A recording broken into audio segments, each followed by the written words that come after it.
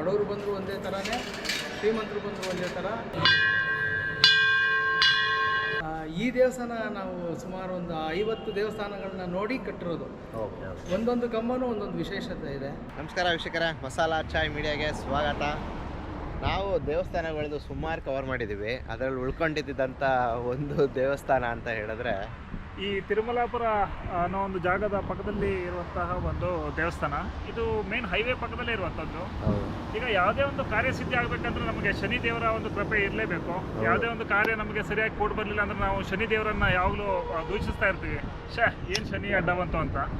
ಈ ಒಂದು ದೇವರ ಒಂದು ಕೃಪೆಯನ್ನ ನಾವು ಈ ಒಂದು ದೇವಸ್ಥಾನಕ್ಕೆ ಹೋಗುವ ಮೂಲಕ ಇವಾಗ ಪಡ್ಕೊಳ್ಳೋಣ ಬನ್ನಿ. ಖಂಡಿತವಾಗ್ಲು. ಸೊ ಇದು ಜಸ್ಟ್ ಮೈನ್ ರೋಡಲ್ಲೇ ನೋಡಿ, ಏನು ಹೈವೇ ಇದೆಯಲ್ಲ, ಕುಣಿಗಲ್ಗೆ ಹೋಗುವಂಥ ಹೈವೇ, ಅಲ್ಲೇ ಸಿಗುವಂಥದ್ದು ಶ್ರೀ ಗುರು ಶನೇಶ್ವರ ದೇವಸ್ಥಾನ ತಿರುಮಲಾಪುರ ಅಂತ ಹೇಳಿ. ಶನಿ ಮಹಾತ್ಮನ ಒಂದು ವಿಗ್ರಹ ಇಷ್ಟು ದೊಡ್ಡದು ನಿಂತಿರೋವಂಥದ್ದು ನಾನು ಮೊದಲನೇ ಬಾರಿ ನೋಡ್ತಾ ಇರೋದು. ತುಂಬ ಚೆನ್ನಾಗಿದೆ. ಶನಿ ಮಹಾತ್ಮನ ದೇವಸ್ಥಾನ ನಾನು ಆ್ಯಕ್ಚುಲಿ ಇಷ್ಟು ದೊಡ್ಡದು ಕಡಿಮೆ ನೋಡಿರೋ ಅಂಥದ್ದು.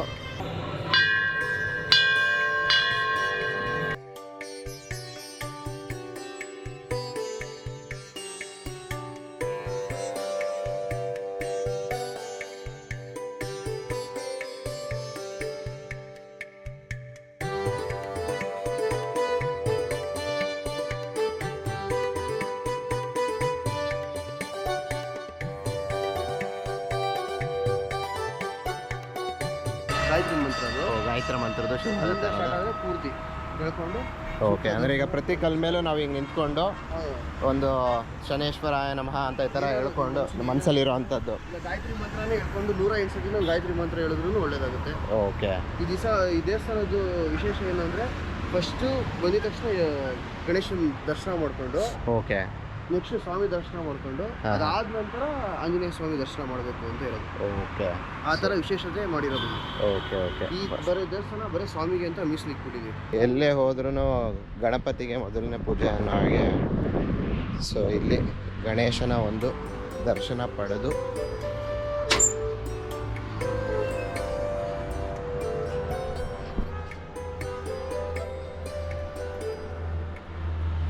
ಇವರ ಒಂದು ಆಶೀರ್ವಾದ ಪಡೆದ ನಂತರ ಮತ್ತೆ ನೀವು ಏನು ಒಂದು 108 ಕಲ್ಲುಗಳನ್ನ ಇವರು ಇಲ್ಲಿ ಮಾಡಿದ್ದಾರೆ, ಈ ಕಲ್ಲು ಮೇಲೆ ನಿಮ್ಮ ಮನಸ್ಸಿನ ಕೋರಿಕೆಗಳನ್ನ ಹೇಳ್ಕೊಂಡು ಅಂತ ದೇವಸ್ಥಾನ ಒಂದು ಪ್ರದಕ್ಷಿಣೆ ಹಾಕ್ಬೋದು.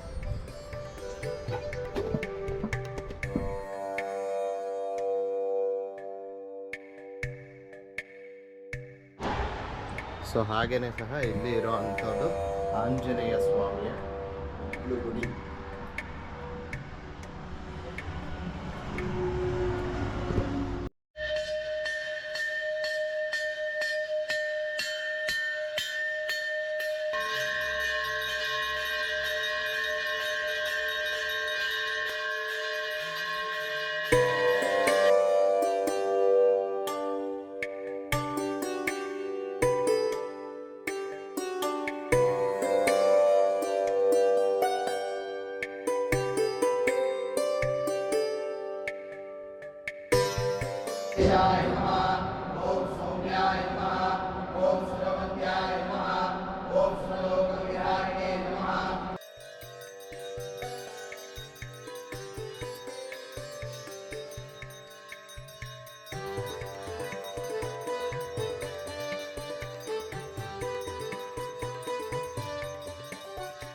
ಈ ದೇವಸ್ಥಾನದ ವಿಶೇಷ ಏನು ಅಂದರೆ, ಎಲ್ಲ ಕಡೆ ಸ್ವಾಮಿನ ನಿಲ್ಲಿಸಿರ್ತಾರೆ. ಓಕೆ, ಎಲ್ಲ ಕಡೆ ನಿಂತಿರುತ್ತೆ. ಆದರೆ ಈ ದೇವಸ್ಥಾನದಲ್ಲಿ ಸ್ವಾಮಿ ಕೂತಿದ್ದಾರೆ. ಓಕೆ, ವಿರಾಜಮಾನವಾಗಿ ಕೂತ್ಕೊಂಡಿದ್ದಾರೆ. ಒಳ್ಳೆ ದರ್ಬಾರ್ನಲ್ಲಿ ದೇವರು ಎಲ್ಲ ರಾಜರು ಹೇಗೆ ಕೂತಿರ್ತಾರೆ ಆ ಥರ ಇಲ್ಲಿ ಕೂತಿರ್ತಾರೆ. ಓಕೆ. ಬಂದು ಭಕ್ತಾದಿಗಳಿಗೆಲ್ಲರಿಗೂ ಅವ್ರವ್ರ ಮನಸ್ಸಲ್ಲಿ ಏನೇನು ಆಸೆಗಳಿದೆ ಎಲ್ಲ ನೆರವೇರಿಸ್ಬಿಟ್ಟಿದ್ದಾರೆ. ಬಡವರು ಬಂದರೂ ಒಂದೇ ಥರನೇ, ಶ್ರೀಮಂತರು ಬಂದರೂ ಒಂದೇ ಥರ, ಅಧಿಕಾರಿಗಳು ಬಂದರೂ ಒಂದೇ ಥರ. ಯಾರಿಗೂ ಒಳಗಡೆ ಪ್ರವೇಶ ಇಲ್ಲ, ಎಲ್ಲ ಹೊರಗಡೆನೆ. ಅಲ್ಲೇ ಬರಬೇಕು, ಅಲ್ಲೇ ಕೇಳ್ಕೋಬೇಕು. ಇಲ್ಲಿ ಇನ್ನೊಂದು ವಿಶೇಷ ಏನು ಅಂದರೆ, ಈ ದೇವಸ್ಥಾನದಲ್ಲಿ ಎಲ್ಲ ಕಡೆ ಹೂ ಕೊಟ್ಟರೆ ಸಮ ಕೇಳ್ತಾರೆ, ಎಣಿಸ್ತಾರೆ. ಯಾರಾದರೂ ನನ್ನ ಆಸೆಗಳು ನೆರವೇರಲಿ ಅಂತ ಹೂ ಎಣಿಸ್ದಾಗ ಸಮ ಬರುತ್ತೆ. ಇಲ್ಲಿ ಆ ಥರ ಅಲ್ಲ. ವಿಶೇಷ ಇಲ್ಲೇನು ಅಂದರೆ ಬೆಸ ಬರುತ್ತೆ. ಈವನ್ ನಂಬರ್ಸ್ ಅಲ್ಲ, ಆಡ್ ನಂಬರ್ಸ್ ಹೂವಿನಲ್ಲಿ. ಅದು ಆಡ್ ನಂಬರ್ಸ್ ಬಂದರೆ ಅವ್ರು ಅಂದ್ಕೊಂಡಿರೋದು ಮನಸ್ಸಲ್ಲಿ ಏನು ಅಂದ್ಕೊಂಡಿರ್ತಾರೆ ಅದಾಗತ್ತೆ. ಅದು ಇಲ್ಲಿನ ವಿಶೇಷ. ಈ ದೇವಸ್ಥಾನ ನಾವು ಸುಮಾರು ಒಂದು 50 ದೇವಸ್ಥಾನಗಳನ್ನ ನೋಡಿ ಕಟ್ಟಿರೋದು. ಒಂದೊಂದು ಕಂಬನೂ ಒಂದೊಂದು ವಿಶೇಷತೆ ಇದೆ. ಗಾಲಿ ಕಂಬ ಆಗಲಿ, 4 ಮುಂದ್ಗಡೆ ಇರೋ ಕಂಬ ಆಗಲಿ, 2 ಕಂಬಗಳಾಗಲಿ, ಈ ಥರ ಸುಮಾರು ಒಂದು 24 ಕಂಬಗಳಿದ್ದಾವೆ. 24 ವಿಶೇಷವಾಗಿದೆ, ಯಾವುದು ಒಂದೇ ಥರ ಇರಲ್ಲ. ಹಾಂ ಹಾಂ ಮತ್ತು ಮಧ್ಯದ ಇದರಲ್ಲಿ ಏನು ಗೋಲಾಕಾರದಲ್ಲಿ ಹಾಂ ಹಾಂ ಅಷ್ಟದಿಕ್ಪಾಲಕರು ಕೂತಿದ್ದಾರೆ. ಓಕೆ ಸುತ್ತ ಇನ್ನೊಂದೇನು ಅಂದರೆ ಪ್ರದಕ್ಷಿಣೆ ಬಂದರೆ ನಿಮಗೆ 108 ಕಲ್ಲುಗಳು ಇಟ್ಟಿದ್ದೀವಿ. ಓಕೆ 108 ನಮಸ್ಕಾರಗಳು ಹಾಕ್ದಂಗಾಗುತ್ತೆ. ಓಕೆ ಜೊತೆಗೆ ಸುತ್ತ ಗಾಯತ್ರಿ ಮಂತ್ರದ ಏನಿದೆ, ಗಾಯತ್ರಿ ಮಂತ್ರ ಓಂ ಭೂರ್ಭುವ ಸ್ವಃ, ಅದಕ್ಕೆ ಒಂದೊಂದು ಅಕ್ಷರಕ್ಕೂ ಒಂದೊಂದು ದೇವತೆಗಳಿದ್ದಾರೆ. ಆ ದೇವತೆಗಳೆಲ್ಲರನ್ನೂ ಕೂಡಿಸಿದ್ದೀವಿ.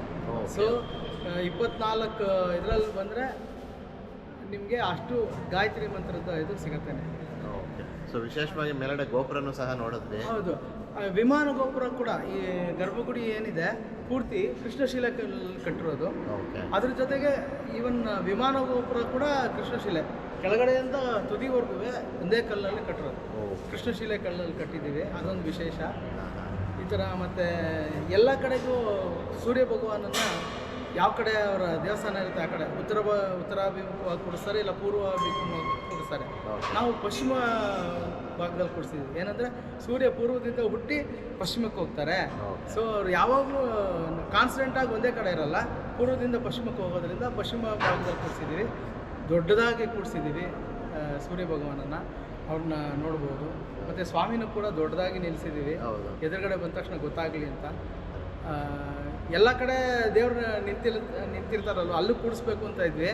ನಿಂತಿರೋದು ಚೆನ್ನಾಗಿರುತ್ತೆ ಅಂದ್ಬಿಟ್ಟು ಅಲ್ಲಿ ನಿಲ್ಲಿಸಿದ್ದೀವಿ, ಒಳಗಡೆ ಕೂಡಿಸಿದ್ದೀವಿ. ಮಾಮೂಲಿ ದಿನಗಳಲ್ಲಿ ಬೆಳಗ್ಗೆ 7:30 1:30ವರೆಗೂ, ಸಂಜೆ 4:30 7:30ವರೆಗೂ.